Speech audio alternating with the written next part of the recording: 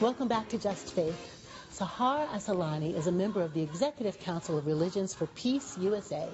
She lives in an intentional multi-faith community with Muslims of several sects and with Christians and Jews in Stony Point in upstate New York. I'm so glad you could come today. Thank you so much for having me. Thank you so much. I have been absolutely outraged at all the anti-Muslim sentiment in the United States in response to the terror around the globe. I wonder how you yourself feel about that.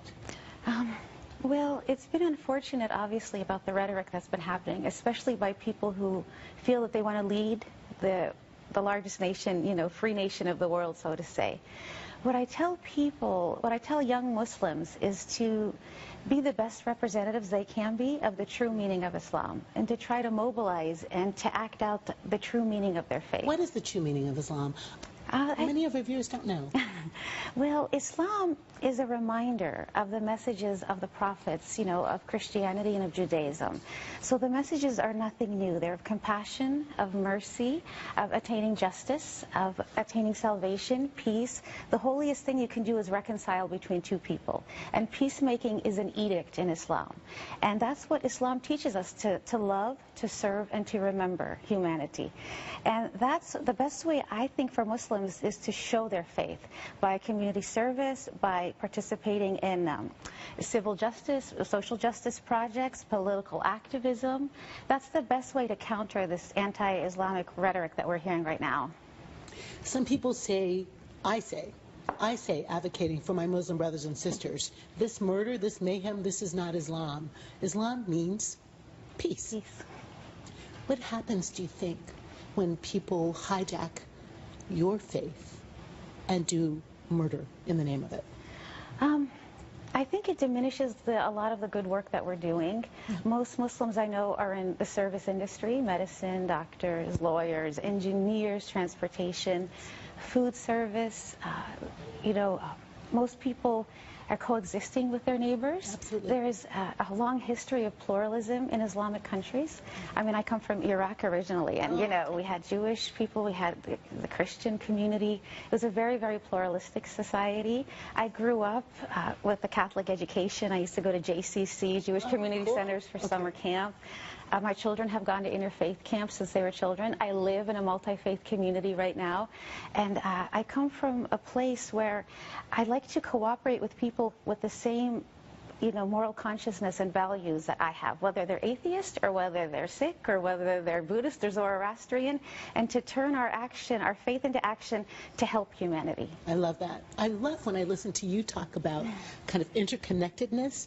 You've lived that in your life, and now you're living it in this community. Why did you choose to live there? Well, my children went off to college, and I was an empty nester. And I always... Wait, halt. Children off to college? You look like a teenager. Oh, thank you. Bless your heart. Thank you so much.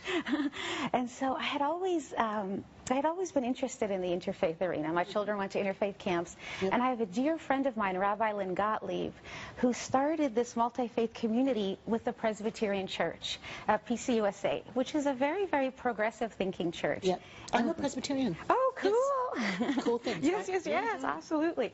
And they have a conference center that they invested in putting money and using the facility to house one of the first intentional multi-faith communities. So Muslim, Jews, and Christians, we live there. It's a 32-acre property that is a conference center that houses a lot of faith-based advocacy groups. So I tend to joke and say it's kind of like the Love Boat when we were kids. You have the cast of characters that run the place, and then you have the groups that come in. One day you can have Echo Sikh, you can have Buddhist Global Relief, you can have Catholic Charities, and you can have Jewish LGBTQ youth groups. You can have Sufis rocking out one night.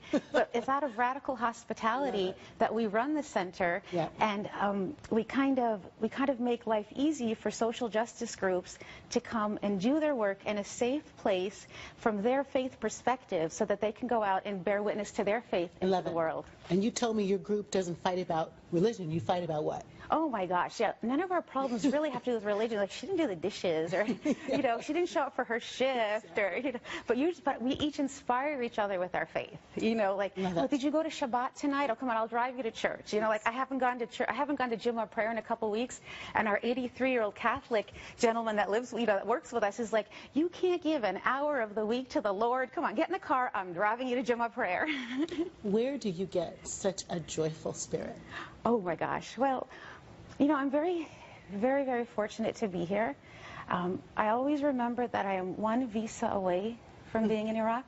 If my mom had not gotten her visa to study her PhD here, if my dad had not gotten his visa to study here, and I think, like I said, peacemaking and striving for justice is a moral obligation.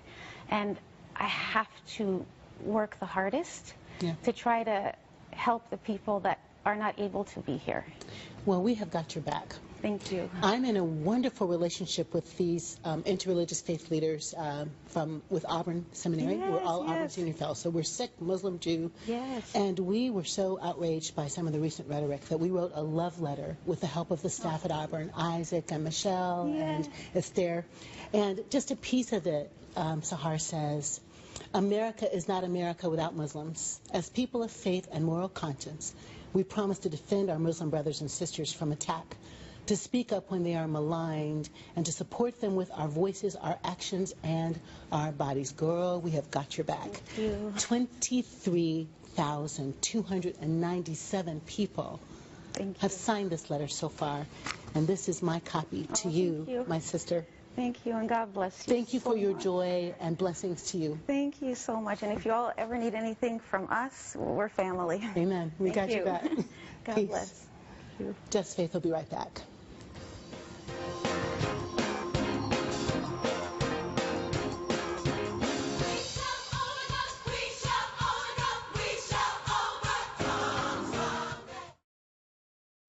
I love the magic of politics. I love the sheer human spirit of the maverick, the pro, the hero, the gutsy, the grown-ups, the honest. Give me the ones with fire in their bellies, those I can take and cheer nonstop.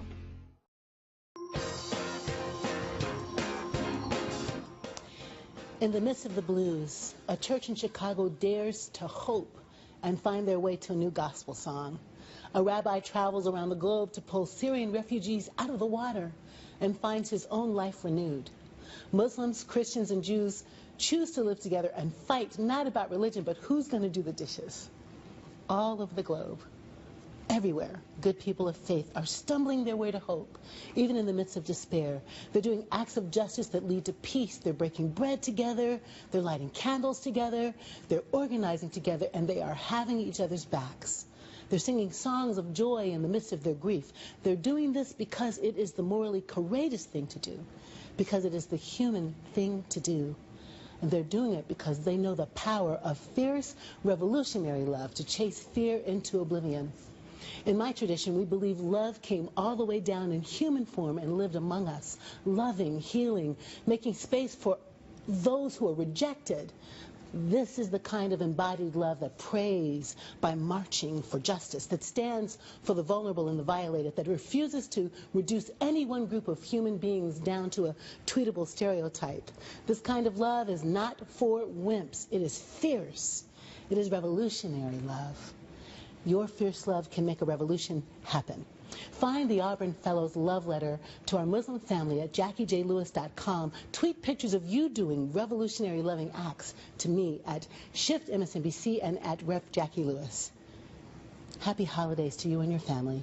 On behalf of ours here at Shift MSNBC, wish you hope, peace, joy, and love. See you soon.